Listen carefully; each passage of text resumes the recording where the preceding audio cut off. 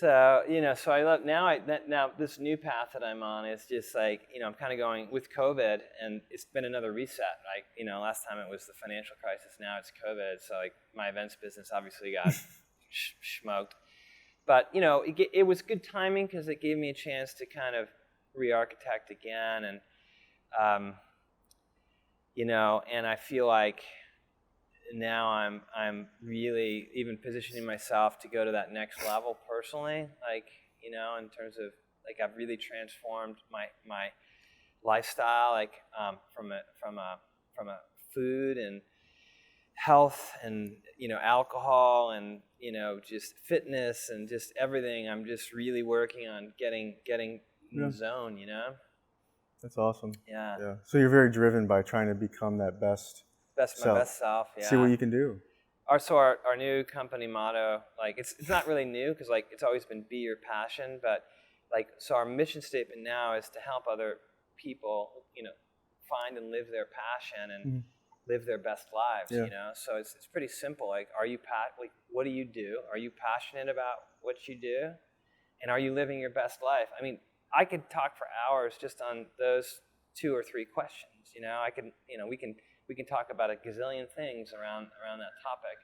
And as I engage people in sales conversations, about their lives, I'm like, okay, I know you love golf or tennis or music, but what are you working on? Or, I'm trying to lose weight, or I'm trying to figure out how to de-stress and learn how to meditate, or, there's just so many paths for this conversation. And that's where I feel like I want to play, and I do it. My creativity is like how I can give back things, whether it's a photograph, like share a moment, like with a client, or share a song, or share a piece of apparel. Like now I'm designing apparel, and it's another creative outlet, and like the prints and the story behind the apparel.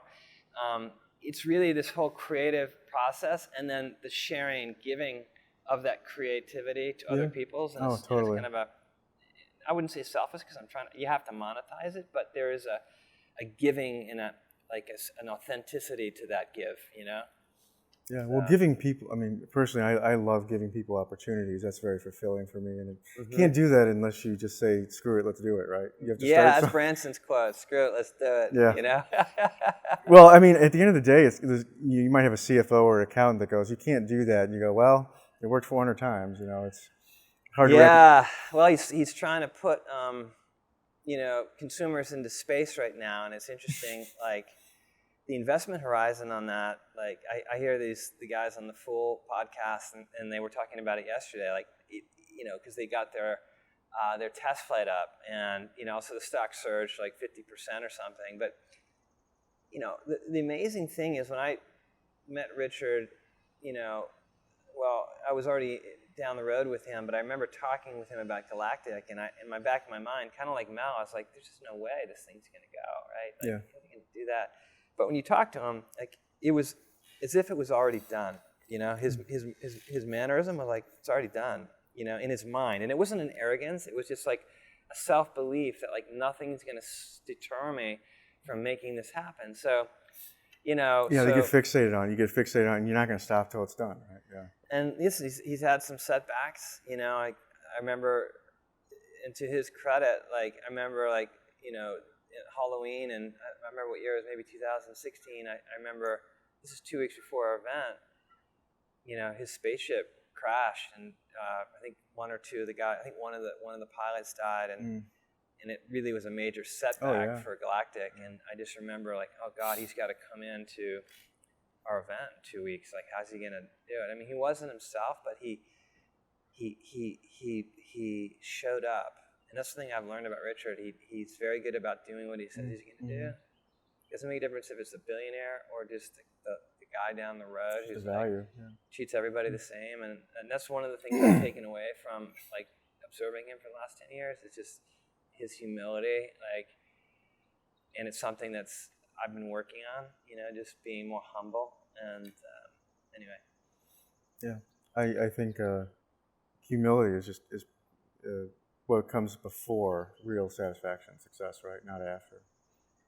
Yeah. So that's kind of, people like, well, hey, I'll get humble after I make my fortune. Nah, it kind of goes before that. Like, Or I'll try to get humble. Yeah, yeah. I think a lot of this stuff comes before, like the courage to be yourself. In my case, like once I had that figured out, well, okay, now the stars started to align towards me. Before I was fighting it, like that the stars were not going to align because my orientation was wrong. You know, I wasn't mature enough, or I wasn't confident enough, didn't have the courage. Yeah. You know, but once I did, you know, everything just happened like that. Yeah, it's funny you say that, because when you talked about adventure, or what was one of the topics that we had talked about discussing, and you obviously are doing it, but like you said, you were shy when you were younger. And Yeah. you talk about a guy like Richard Branson, or when I was looking at, or I try to understand people that were having success, it was like, it's not some quantitative model. It's not what they teach you in school. It's not what a CFO would tell you. Yeah. It's because, you know, they would be doing it otherwise.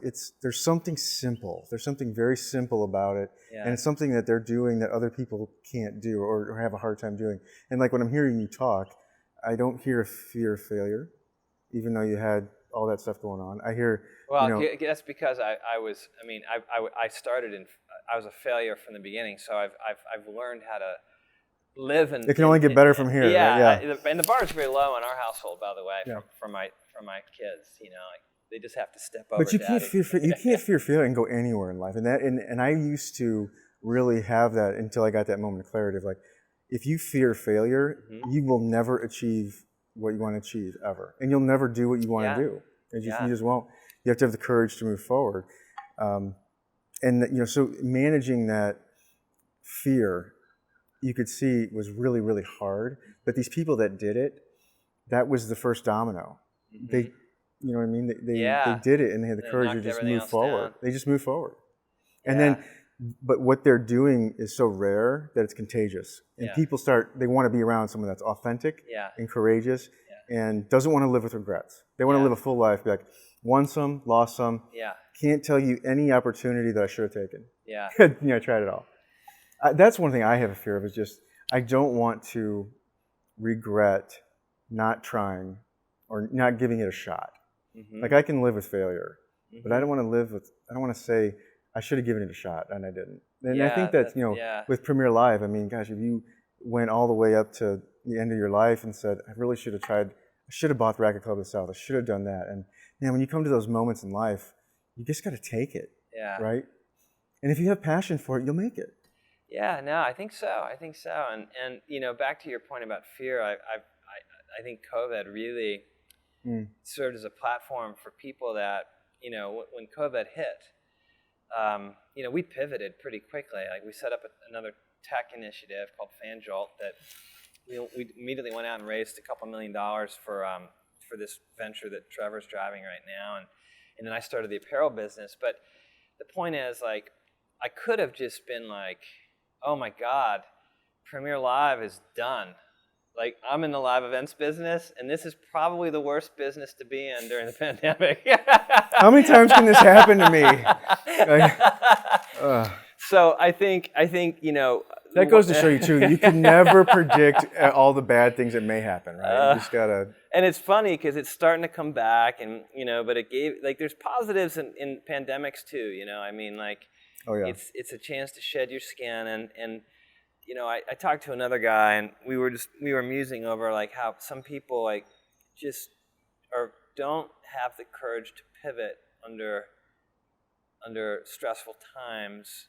And you know, I think there's a lot to why people do that, and I don't think it's something like, I think there's like, it's not. I think all people's backgrounds kind of bring them to different stages in their life, so it's harder for other people. For me, because of my dyslexia, it was easy, right? But for other people, because maybe they were so perfect for so long that now they don't know how to deal with complete chaos in their life. You know what I mean? Yeah, that's true.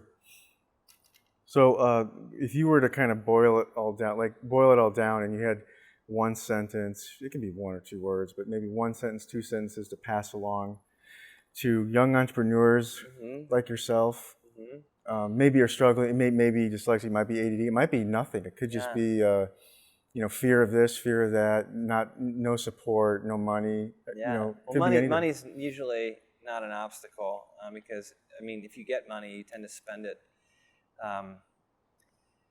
Anyway, but yeah, I mean, listen, if I had just one thing to say, and I say it all the time, like I met a young man just a couple days ago, and I kind of pulled him aside, and I said, listen, I'm not one to preach, but I said, because he was trying to, he wanted to go out and start a new tennis academy, but he's an All-American, in two-time All-American out of Georgia, and great personality and demeanor. Reminds me of Andy Murray. Just very articulate. Just he could do anything he wants, right? I mean, and he did. He went on the normal path for a while and didn't fit in. But it's like, hey, if I could say one thing to you as a 53-year-old talking to a 26-year-old, you gotta follow what you're truly passionate about in life, because it's not about the money. I mean, the money will come if you follow your passion. It will monetize. Yep. But if you don't follow your passion, you're gonna end up going off the path, and eventually you're gonna have to either redirect to get back on the path, or you'll never get back on the path and you'll be miserable, or you'll have some things that you like you said, like you didn't do it, or you didn't try it, or you didn't, you have regrets. If you're following your passion, you tend to not have any regrets, because you wake up I woke up I went to bed at 3:30, and this is on Sunday night, and I'm like,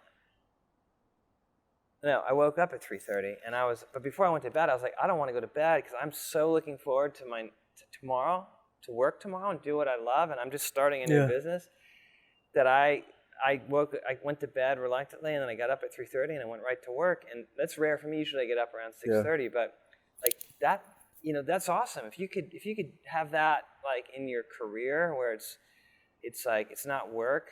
I mean, that's a gift. Yeah, that's what my wife sometimes. When I get up at 4:30 to work or 5:30, she's like, I'm worried about you. I'm like, don't be. It means I'm engaged. Like I'm loving life right now. That's what it means. I'm good. If I'm sleeping until 10 o'clock, that's when you maybe should worry.